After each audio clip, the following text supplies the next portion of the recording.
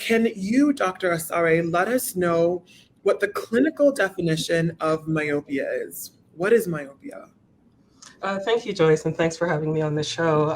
So I'll keep the definition like super simple. Very simply put, myopia or nearsightedness is an eye focusing disorder in which objects looked at near are clear, but objects at far appear blurry.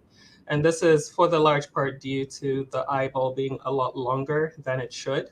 Therefore, the eye isn't able to bend lights, again, trying to use as simple language as possible, to bend light such that it focuses on the back of the eye. So instead, it focuses in front of the eye, resulting in blurred vision.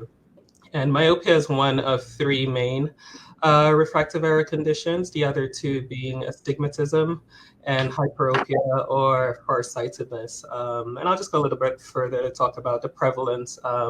So prevalence in the US at the moment is about 40%. However, it is expected that by the year 2050, as many as half of the world's population will have myopia, hence the reason why we're talking today. You mentioned astigmatism in relation to myopia. Astigmatism may be something that most of us are familiar with.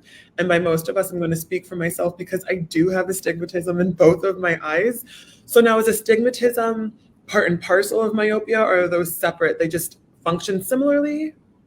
Yeah, so separate conditions, but they're all refractive errors. In other words, they're all disorders related to abnormalities in how the eye bends light or processes light from objects as they enter into the eye.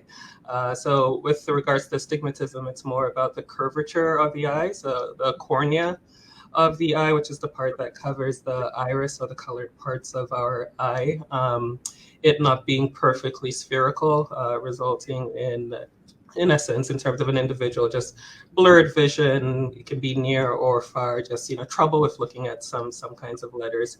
Although myopia can occur with astigmatism, but they are in essence separate conditions.